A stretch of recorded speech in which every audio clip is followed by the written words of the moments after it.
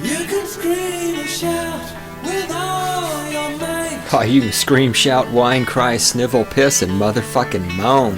Dig in your heels and hold on tight. You can shove your opinion up your ass. That way Obama's cock has something to keep it company. Either you are wrong or I am right. Don't forget, do not forget, the ever-present and most likely third possibility, you are wrong and I am right. Welcome my friends, welcome my enemies. I am the Great One himself, founder of the Cynical Libertarian Society, CYNLIBSOC.com, on the interwebs, and this is Stating the Obvious Podcast, the weapons platform from which I launch the cruise missile of my intellect that homes in on and destroys stupid fucking statists all around the world. Sometimes after the nuclear holocaust of my cruise missile of intellect, there's still some survivors, but they glow in the dark, so we just wait until night comes and we shoot them with a .50 caliber machine gun. I am the Great One himself, Cynical Libertarian Society, CYNLIBSOC.com on the interwebs. We're on Twitter at CYNLIBSOC.com. We're also on Facebook at something, and I'm even on Google Plus, sort of. It's not that I give a shit about Google Plus. And we are on the YouTubes. I don't know what the fuck the YouTube address is, but I should create short links for those. In the control room over there on the other side of the glass, being seen and not heard the way women should be. Yes, it is the lovely and adorable Randy. What's up, Randy? Wave to the audience. There you go. They can't see you, but he gives a shit. It's a thought that counts, right? Exactly. You don't like anything you hear on this podcast? You got a fucking problem with it? You think that without the government, nobody would build the fucking roads, right? You love Obama because he's black? Cool, man. Send us a fucking email. Send us your hatred, because your hate makes us stronger. You can send that to God. That's God. That's dog spelled backwards. G-O-D at CYNLIBSOC.com on the interwebs. I saw something on the Facebook today. It was just a link, and then a friend of mine and a couple other people commented on something about Obamacare, and my friend was commenting that that Obamacare was so expensive that even paying the most expensive penalty for not having Obamacare, which is $900, is less expensive than buying the shitty insurance that doesn't actually do anything for you. And I just looked at this little exchange and I said, yes, I tried to warn you motherfuckers about this. I remember a year ago, 2 years ago, whatever, I said all of this shit. I explained. Then remember when I read the newspaper article to you that my statist mother sent me, talking about, where the newspaper article, the Brookings Institute, I think I still have that somewhere. Randy, don't I still have that somewhere in the studio? Because that's like a classic piece where this was one of those moments where every fucking thing I said was proven true. I can't find it. We got to look at that because I may just want to read it again.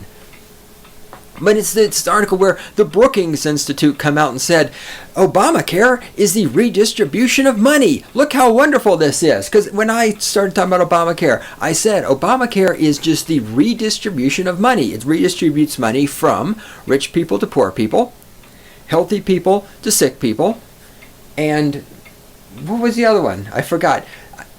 I don't know, go listen to the podcast. It doesn't matter. This doesn't even anything I was even going to talk about in this episode. See, this is, look, I'm holding my notes up to the microphone. This is not even in the notes. I don't even know where the fuck this came from. This is me just talking about shit that has nothing to do with what I'm supposed to be talking about. But it's Obamacare. I told you people that people aren't going to buy Obama. And she was saying she hasn't bought Obamacare. She's just going to pay the fee. I told you fucking stupid ass fucking statists out there this was how it was going to go down. Nobody's going to fucking buy, well, nobody. Nobody with a brain is going to fucking buy Obamacare. I said this was going to happen. People are just going to pay the goddamn penalty instead of giving their money to the fucking corporations and getting nothing in return. But oh my God, y'all so in love with Obama. Oh, just, oh, Obama, oh, you're black. I want to lick your asshole so everybody doesn't think I'm racist. Meanwhile, back at the ranch. Let me not fuck up the recording computer here. Yeah, Randy, you should probably take control take control of that away from me if I can fucking learn how to talk, because I just hit the keyboard and almost crashed the computer. Good. Okay. Let me do this. Let me just do this before I forget, and then we're going to move on with the notes. I have a bunch of pages today from Vogue magazine and Bazaar magazine and some stuff like that. Chick magazines, chick fashion magazines. Not that I really was setting out today to necessarily rag on girls, but that was on the top of the stack, and that's just how it goes. I got some great stuff. I got a great one coming up for you about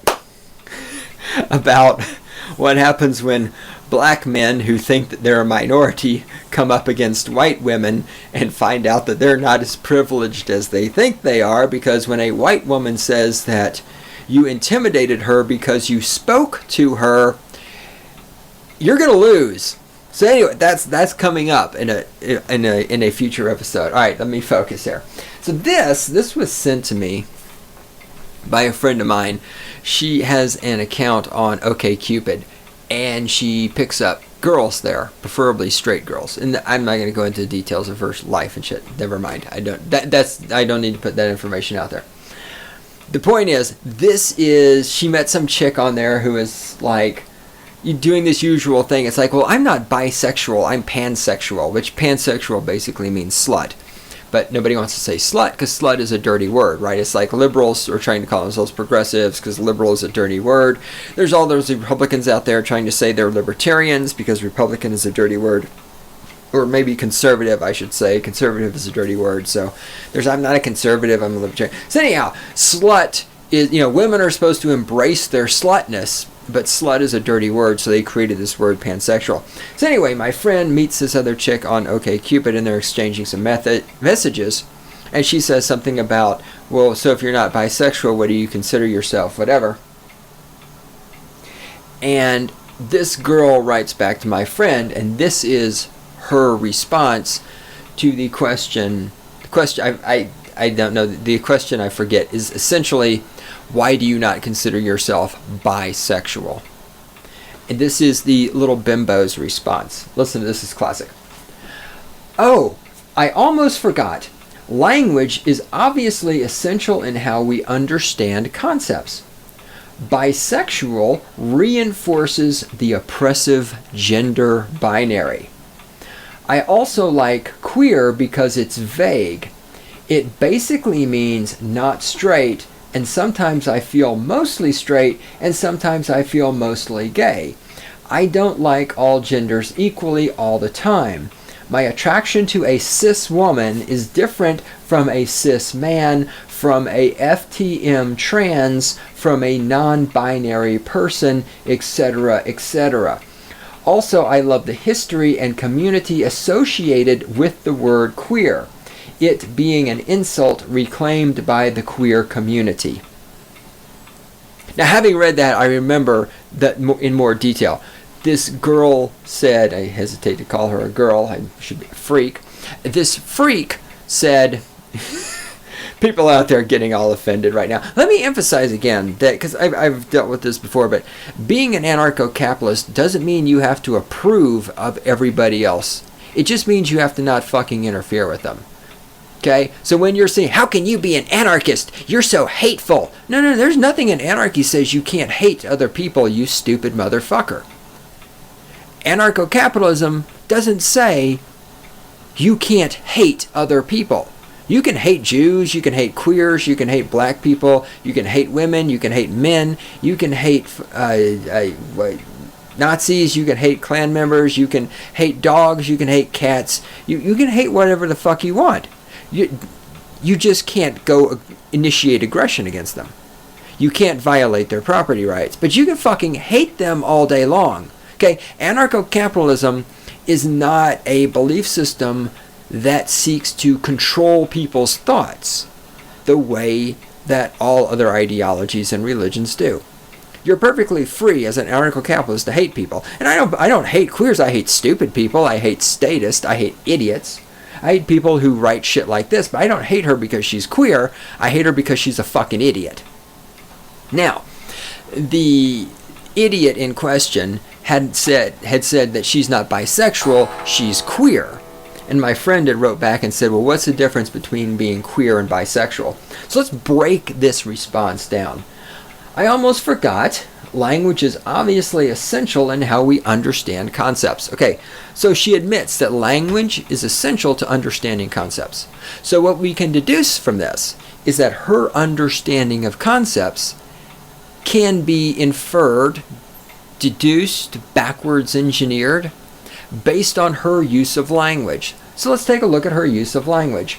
She says that bisexual refers to the oppressive gender binary.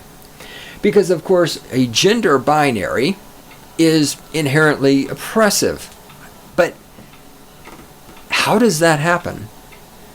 I mean, in all animals on this planet, we have two genders for animals that have two genders, the ones that don't reproduce asexually. So are they all oppressed? And which part of this is oppressive? Why is this oppressive? Do you notice how the female mind automatically seeks out oppression? When you have a binary, when you have two different options, notice how she automatically goes to, it's oppressive. Why is it not the complementary gender binary? And we know the answer, right? We know the answer. For those of you who don't know the answer, I'll tell you in a second. Why is it that all of these fucking freaks out there are portraying the fact that there are two genders as oppression, so as to create animosity and hatred between men and women? Well, of course, the reason for this is because the state wants men and women to hate each other. Because again, if you have dysfunctional people need the state more than functional people, right? If you have a man and a woman and they are in love with each other and they live together and they have children and they take care of their children well, and then those children grow up and they get married to people of the opposite gender, God forbid, or even the same gender, who gives a fuck? They get married or they enter into a stable relationship, because marriage is, of course, an aspect of the state and religion. There's no such thing as marriage in nature. You can't go out into a forest and you can find like chimpanzees living together and raising children, but you can't find marriage, right? So marriage is, and which is hilarious, of course, because I'm going to spend the entire episode talking about this and never get to the other shit. Because the fucking GLBTXYZMYP2KC799KKK crowd, they're so into, all these social constructs are so evil, the gender binary is evil, but they want gay marriage, right? Marriage being, of course, a social construct of the government and the church, and the idea of legalizing gay marriage being the concept that homosexuals should have to go to the government to get a marriage license, to get permission to be in a stable relationship. So it's just fascinating how the GLBTers, screech about social constructs and oppression, and at the same time are so desperate to get a hold of social constructs and oppression in the form of marriage and getting permission from the state to get married.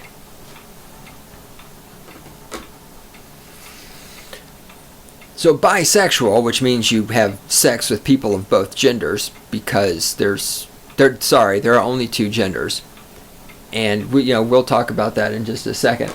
There's only two genders, and so obviously this must be oppressive, because that's the only way the feminized, what's the right word? The femistatist, the statist / femistatist / femistatheist.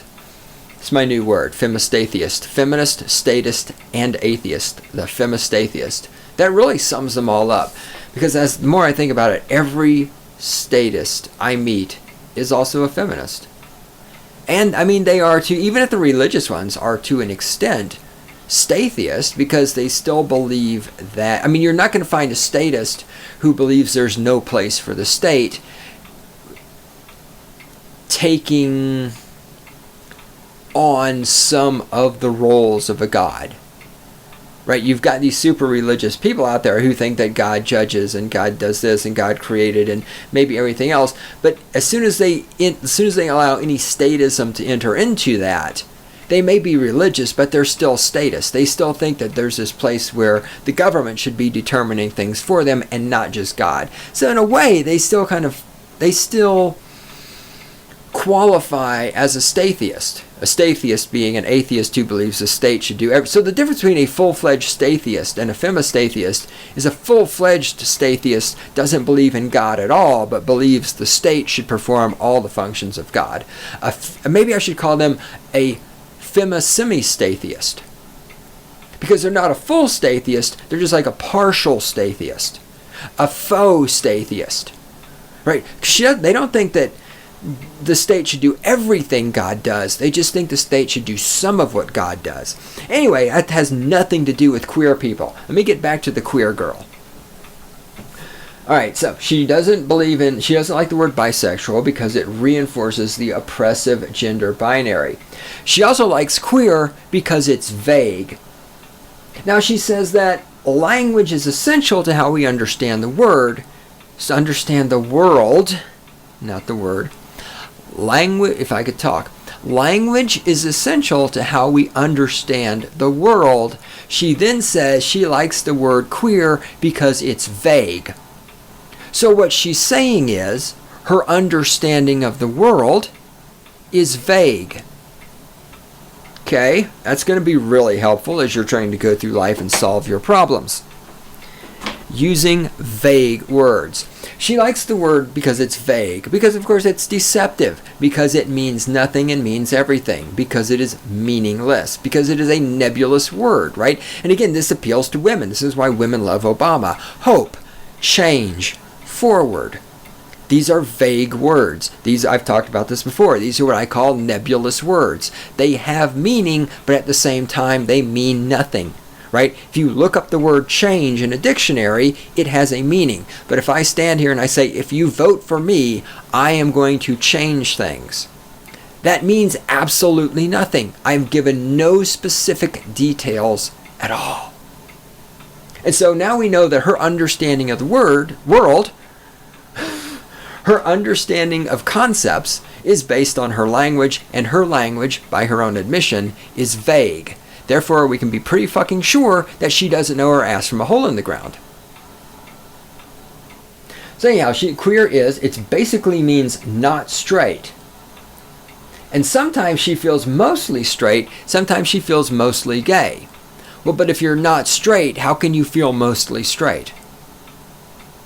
Because isn't that like a binary? Because to be straight, doesn't that make you part of the oppressive gender binary then? So isn't she being oppressive when she feels mostly straight? And if it's a binary, can you be mostly straight? I mean, being straight's not a binary, but if you're straight, that means you're attracted to the other gender, which means you're buying into the binary, but the binary is oppressive. But you're not straight, you're just mostly straight. So it's like an analog binary. I mean, what the fuck does any of this mean? But then, of course, she likes the word queer because it's vague. She likes the word queer because it means slut. She just doesn't have to admit to being a slut. She likes the word queer because it means nothing. It means absolutely nothing. Then she says, I don't like all genders equally all the time. She has her attraction to a cis woman, and then there's a cis man, and there's a FTM trans. Now, for those of you who don't know what the fuck this means, FTM, okay, so a cis woman is a normal straight woman who likes guys. A cis man is a normal man who likes girls. See, we can't just call them men and women because that's oppressive. The GLBTXYZKKKers had to create, that's going to be my new word for them. That's going to be my new thing, GLBTKKK. Because the GLBT community and the KKK community have so much in common. That I just invented that right now. GLBTKKK. I'm going with that. That's it. We're done for the future. All right. Anyway. So a cis man is a normal man and a cis woman is a normal woman. But although actually all normal women are bisexual, I've talked about this before, studies have showed it. When I get around to talking about this book I read called What Women Want and some of the experiments that have been done in there, oh God, am I going to fucking really piss off some feminist cunts when I read that. Because it supports my thesis that I've been saying for years and years and years and years have I put forth the thesis that all women are bisexual. And oh, guess what? Science is showing that I'm right. Oh, don't you fucking hate that? Yes, you do, but go fuck your fucking little fucking queer self. Alright, here we go. Where the fuck was I at? Yes, cis man, cis woman. So then we have FTM trans. That is a female to male transsexual. Now, they say, well, there's not a gender binary, there's transsexuals. Well, no, because you said it's a FTM, so it's a female, which is one part of the binary, to male, which is the other part of the binary, transsexual. So it was a female, now it's a male. It's still part of the binary, right? There's nothing in between. There's not like, well, actually, there is. There are people out there with penises and vaginas.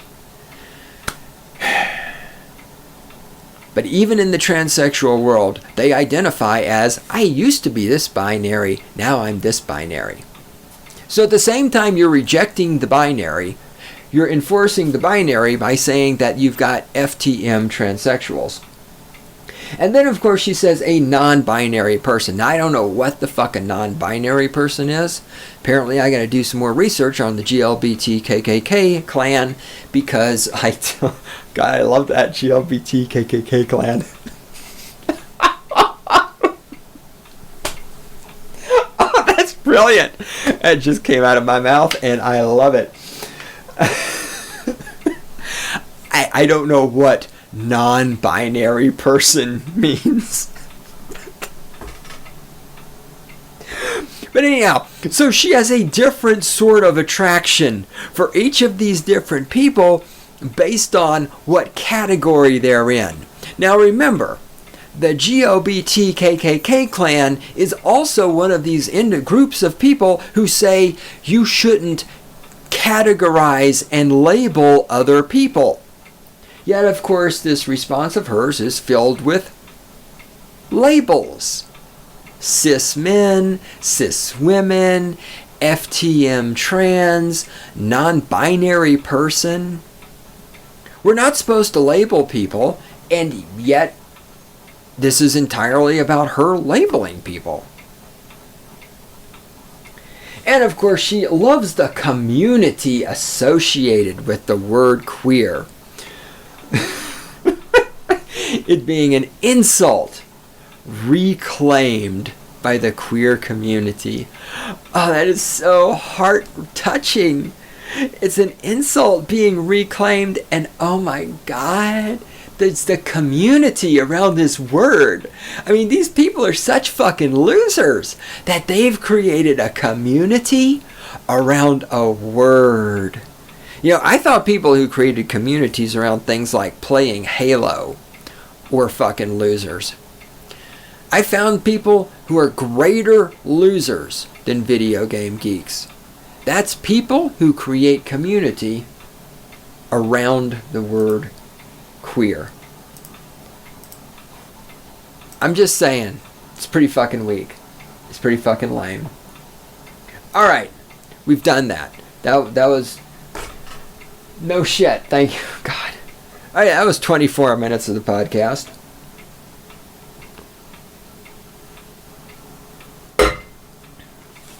I'll never get through all of these notes. We probably knew that anyway. This is going to be my warm-up, but I'm pretty warmed up. I'm just going to save that for a kicker. This is from October 2014 Vogue magazine, and this is about these two students. They're fighting back. Oh, they're fighting back. Annie E. Clark and Andrea Pino are changing how colleges deal with sexual assault and shaping a national debate. Oh my goodness, this is so wonderful. So first of all, there's a picture here of these two bimbos. They've been They've got makeup all over their faces. They've been photoshopped. You can tell that their fan is blowing their hair because they've got this windblown hair look. And you can tell they're fat, but they're being shot with their bodies at an angle so as you don't really see just how fat they are. And I only bring that up because, of course, this whole thing is about how evil it is for men to have sex with women and how these women are fighting sexual assault. But, of course, this is a women's magazine, and so what's important? What's important is that in the picture of them, they must appear to be as sexually attractive as possible, because we all know that women are so fucking shallow that they judge every other person on the planet based on how they look, while at the same time telling us men that we're shallow because we're attracted to attractive women. And that we're supposed to be attracted to women because of their personalities and their accomplishments and all this other shit. Okay, so if what a woman looks like is so unimportant, why did they spend the hours dolling these women up with all of this makeup and Photoshop if what they look like isn't important? I'm just throwing that out. So I'm actually going to read not a whole lot of this. Here's some select aspects of this. Rape on campus is not new, of course. In fact, it's disturbingly common. 1 out of every 5 young women who attend college will, at some point, be sexually assaulted. Oh, we love to repeat that statistic. As I've said before, as I'll say again, if 1 out of 5 women who go to college get sexually assaulted, number 1, why do women keep going there? Number 2, why do they keep paying money to go there? Number 3, why don't the administrations of the college do anything about it? Number 4, why do their parents let them go to a place where they're going to get raped? Number 5, why aren't the campus police doing anything about this? Number 6, all of these men who are rapists, why didn't their mothers teach them not to rape women? Number 7, all of these men who are rapists, why is it that through 12 years of public education, nobody ever explained to them why raping women was wrong? Number 8, why is it their fathers never taught them how to actually meet girls and have sex with them without having to rape them? Oh yeah, because most of them have mothers who are single and they don't have a fucking father in their life. But of course, all of this is happening. None of those people are going to take... Oh, and by the way, why don't any of these women learn to defend themselves? And why don't any of these women have any fucking standards for who they hang out with? And that list could probably go on for a while, but let's get back to reading. Such change... We're talking about whatever, who gives a fuck.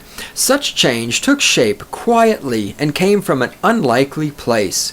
Shortly after his first election, President Obama, the Lord and Savior Messiah himself, made good on his campaign promise to strengthen enforcement of civil rights laws by hiring Rasina Lynn Ali, a former teacher turned lawyer, at the Department of Education Office for Civil Rights. Oh my goodness, man. Obama is changing the world. He hired a lawyer. Holy shit.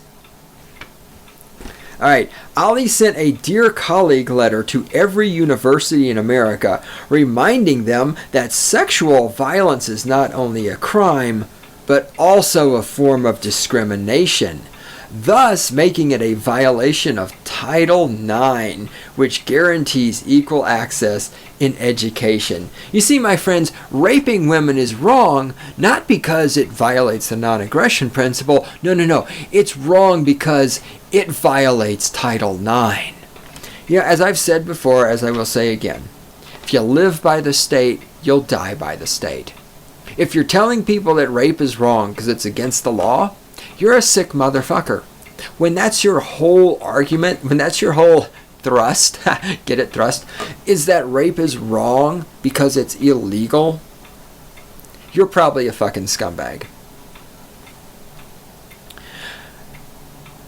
Quote, for the average person, it didn't compute, unquote, says Dauber. Quote, they understood that a professor putting his hand on your knee and promising a good grade for sex is harassment, but if every day in class you have to sit next to the boy who raped you, that's harassment too. The ultimate penalty, unquote, the ultimate penalty for violating Title IX is withdrawal of all... Oh, okay, there are two different things. Hold on. Let me stop with that. So, it's not just harassment for you to get raped, and it's not just harassment for the professor to say, if you fuck me, I'll give you a good grade. No, it's also harassment if, when you go to class, you have to sit next to the boy who raped you.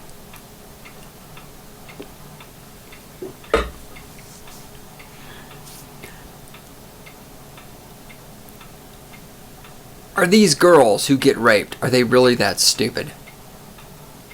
Why don't you fucking sit someplace else? Why are you sitting next to the boy who raped you? I've taken a lot of college classes. I've been to multiple different colleges. I've never had a college class that had assigned seating and where it was enforced.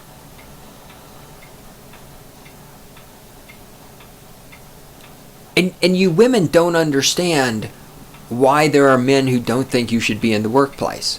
Why there are men who don't think you should vote.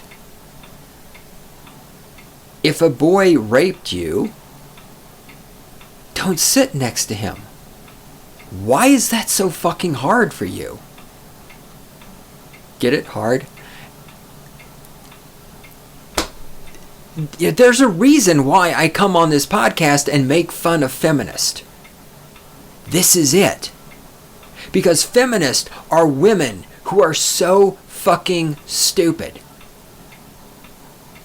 that instead of just moving to a different chair, they would sit next to a boy who raped them and then call that harassment. To the part where he raped the girl, if you want to call that harassment or whatever, that's fine. But the next day when he's sitting at a desk and you go sit next to him, he's not harassing you. You have a fucking choice to sit someplace else, you dumb fucking cunt. The part where he raped you violated the non-aggression principle, which you don't believe in, which is why I don't have a lot of sympathy for you getting raped. Right? Whenever a woman is like, I got raped, the first question is, are you an anarcho-capitalist or a statist? If you're a statist, you don't believe in the non-aggression principle. So why should I give a fuck that somebody initiated aggression against you? You believe it's okay to initiate aggression against other people? This is why somebody's like, it's a great one. It sounds like you don't have sympathy for rape victims. It's because I don't. It's because ultimately I don't. If you are a fucking statist and you have been raped, I don't have sympathy for you. I don't. Because you routinely support and even often do initiate aggression against other people. And the idea that you should be somehow free from having aggression initiated against you while doing the same to other people, no, fuck you. If you're not an anarcho-capitalist and you've been raped, tough shit. You live by the sword, you die by the sword. You live by the state, you die by the state. You live by aggression, you die by aggression. Speaking of, I just finished Catching Fire, second book in the Hunger Games series. Oh God, it was fucking. It really was not that good compared to the first one. It was just more of the same, and it was more of. You could tell. Again, I've talked about this before. When a number of episodes ago, I talked about a science fiction story, and I analyzed women writing stories about women for women, and this one was even worse than Hunger Games. Katniss basically just went through the story, controlling nothing, doing nothing, making nothing happen. She's just buffeted here and there, and she's just like, oh, I don't know what to do, and it's just like she's this total weak, inept character that no man could possibly identify with, and that no woman who wants to make shit happen could identify with. And then what I love is at the end, so after being a coward through the whole book, being terrified to. Because, okay, so in the book, when it reached the point where they got to the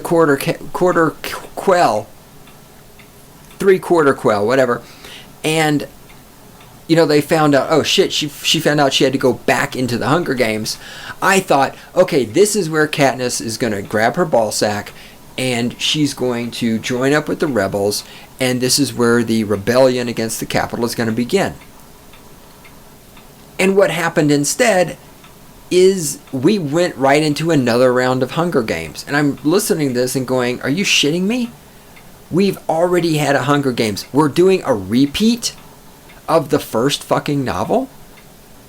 Because instead of starting, I did as a man. I'm looking, okay, this is where the hero contacts the rebellion and joins the rebellion and starts trying to overthrow the Capitol. And what does Katniss do? Oh my God, I have to go back to the Hunger Games. Okay, I can't possibly disobey the government, because if I disobey the government, well, who's going to build the roads?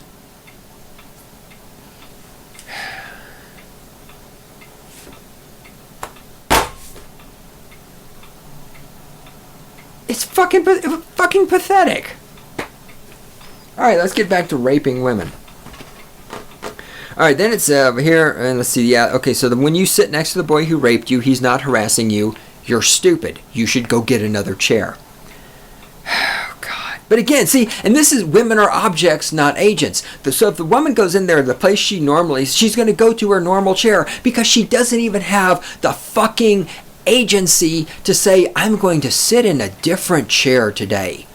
I mean, that's how fucking inept you fucking femistatists are. And you're sitting going, why don't we get paid as much money as men? Well, because men can sit in a different fucking chair. That's why. Just sit in a different fucking chair. God fucking damn it. Just sit in a different fucking chair. And you want to fucking consider yourself on par with men who who make cell phones and invent computers and go to the moon and motherfucking fly goddamn airplane, and you can't change to a different fucking chair, and you want to call yourself my fucking equal? Are you out of your fucking femistatist mind?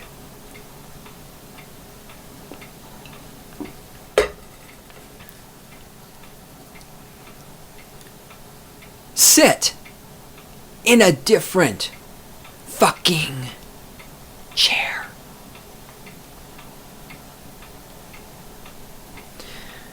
The ultimate penalty for violating Title IX is withdrawal of all federal funding to an institution. And that's never going to happen. Colleges cannot survive without federal funding. The federal government cannot survive without colleges, because the government needs colleges to make sure a majority of citizens are stupid enough to not question the government, but smart enough to manufacture cell phones.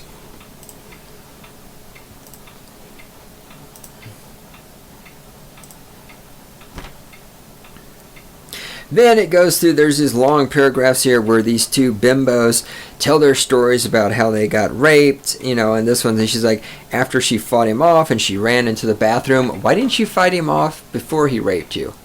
Again, I know I'm hurting your fucking feelings, but I'm serious about this. Do the rape a woman challenge. If you're a man, or if you're a woman, get a man and a woman. Get a man and go out and get a random man and woman. And tell the woman, this man's going to try to rape you, and I want you to fight back. And I want you to film this, and I want you to prove me wrong. I want you to show me a woman who's not drugged, not being threatened with a weapon, not tied up. I want you to show me where a man can get this woman who has four arms and legs, 2 arms and 2 legs, a mouthful of teeth, knees, elbows. I want you to show me a man who can get that woman, get her clothes off of her, get an erection, stick his dick inside of her and pump, without getting just absolutely beat and mutilated. Now, I'm not saying women don't get raped when they're passed out drunk, when they're tied up, when there's all that happens. I'm not talking about that. Because in these stories,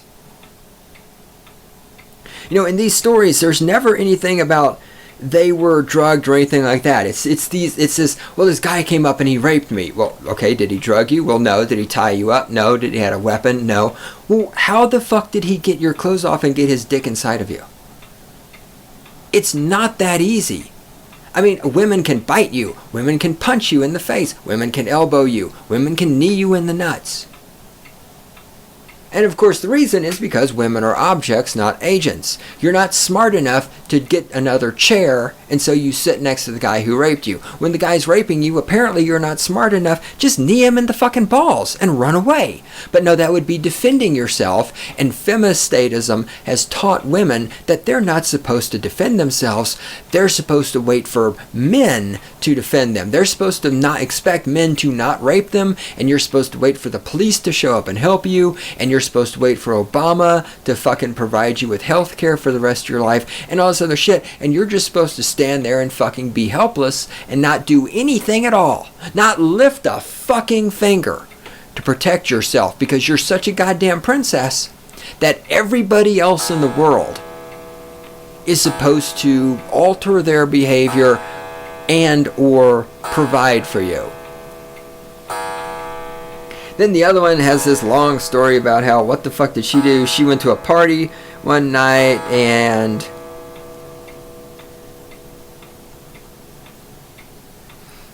she was dragged into a bathroom and slammed against a wall where she blacked out from a concussion. Okay, maybe so. At least that's a little bit better excuse. If somebody slams your head into a wall and you black out, okay, I can see you getting raped. I can buy that one. Anyway, blah, blah, blah. They tell their sob stories. And we go back to reading. The woman she met with advised her that rape was like a... Now, this is the rape victim. She's meeting with the college counselor. Now, remember, all of this, women are getting raped on campus. Remember everything I said about how if women getting raped on campus was actually important and all this other stuff, wouldn't the administrations be doing something about it? Wouldn't the campus police be doing something about it? And I mean, if college is so great, how come all these college students are getting raped by other college students, right? If college can teach people morals and educate them and make them so smart, then why are all these guys on campus running around raping women if they're so moral and smart? And if democracy is so wonderful, why are we letting all these rapists vote? So this is what happens when she goes to the college-educated woman who works at the college to deal with rape victims. And this woman at the college who's there to deal with rape victims, I guarantee you she has a liberal arts degree. So if liberal arts degrees are so fucking wonderful, well, let's see what happens when a woman with a liberal arts degree gets a job at a college dealing with women who have been raped. This is what happens. The woman she met with advised her that rape was like a football game, and the next day was like being a Monday morning quarterback where you look back and think, what would I have done differently? The insensitivity of this woman's response galvanized Clark. And again, now I admit there's a level on which saying, well, what should you have done differently? There's a level on which that is absurd, because it's already happened, and you have to deal with what's happened. But at the same time, there's a level at which, yes, you do need to look back at what you did. As painful as this is, because I know it hurts you fucking femistatists to self-evaluate and to think and to learn from your experience, because again, you're objects, not agents. You expect the world to change for you. It never occurs to you that you should change as well. There's an extent to which, yes, you should look back at what you did and say, what could I do differently? You know, as a man who isn't stupid, I do this all the time. I do shit and I look at it and go, damn, what could I have done differently? You know, I try to get women to have sex with me and they don't have sex with me, and I don't look at that and go, well, they're a bunch of goddamn cunts. Hey, I just did a whole podcast on this. I mean, I bitch about their flakiness, but ultimately I also look at it and I go, what could I do differently? At work, you know, we did an event recently and we did some shit and some shit wasn't working out well. I looked at it and I didn't blame people. I looked and said, okay, this is kind of fucked up. What are we going to do differently next time? Because I'm an agent. I can look at things that have happened to me in the past, and I can look at what did I contribute to that. And this is the thing, femistatists, I almost said women, not women, femistatists cannot accept that they contribute to what happens to them in their lives. Femistatists believe everything that happens to them happens to them.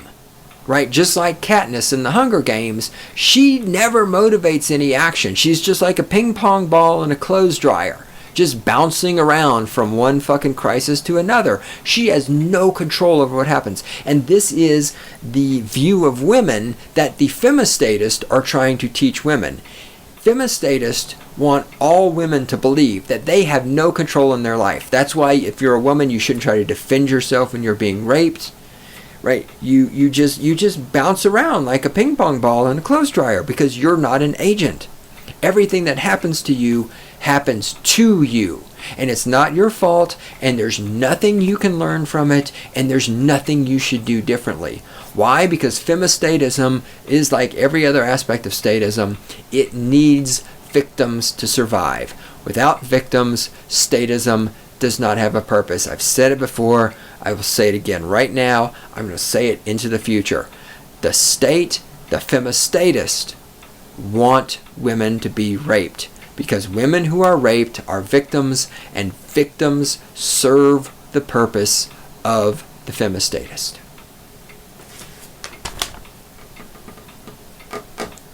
She persuaded UNC to install boxes around campus where students who had been sexually assaulted could anonymously deposit accounts of their attacks.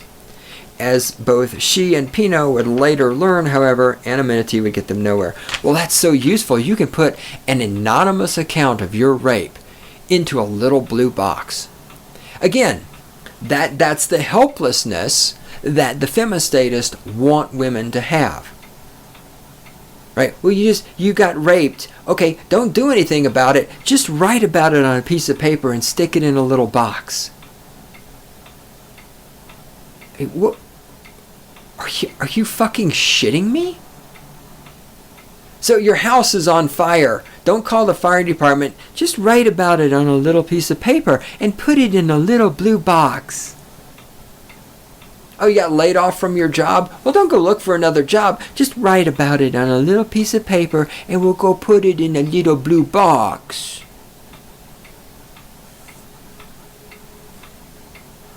This is why women shouldn't be in the workplace. This is the femistatist idea of how you solve a problem. This is the femistatist idea of how you deal with a violation of the non-aggression principle. Is you write about it on a little piece of paper and you put it in a little blue box. And these fucking two stupid cunts, this fucking Annie E. Clark and Andrea Pino, if they ever hear this podcast, they're going to wonder why I'm calling them stupid cunts. This is why. And this is after 12 years of public education and 1, 2, 3, however many years of college they'd had at the time this happened. We're going to write our problem on a little piece of paper. We'll put it in a little blue box. Oh. It's like voting. You mark you check Obama and you put it in a little box and you're going to get free health care. I mean, these fucking dumb whores live in a fucking fantasy land. What? Are you shitting me? Thanks, Randy. I'm not even going to make it through this. Okay, god damn it. I'm not even going to get through this. God damn it. Alright, let me see if I can plow through this part. Okay. Even violent rapes at UNC were investigated by so-called honor courts, where other students would question both victim and assailant in the same room. Oh my god. And at university after university across the country, the same thing seemed to be happening with the same poor results. Quote, "These student panels were set up to handle plagiarism," Dauber explains. Quote, "In that situation, a professor is bringing a charge against a student, so we give the accused a lot of rights. The rights against self-incrimination, the right to consult an attorney, and the provision of guilt beyond a reasonable doubt. But now you have a woman who is claiming to be sexually assaulted going up against a student, and he has all the rights. Often he has hired a lawyer, and now it's the lawyer going up against this sobbing girl." Unquote. On the rare occasion when students are found guilty, the punishment is often laughingly hollow. An apology letter, maybe, or a book report. Turning to the police has its own drawbacks. Prosecutors are notoriously hesitant to take on what are often classified as date rape cases, and successful prosecution rate for all rape cases is shockingly low. One report has the figure at just 18%. Yes, because date rape doesn't really exist. I've talked about that before. And, okay, look, again, all of this is the college system is, you got raped, you're a woman, you got raped, so you say this man raped me. Okay, so, god damn it, I can't turn the page.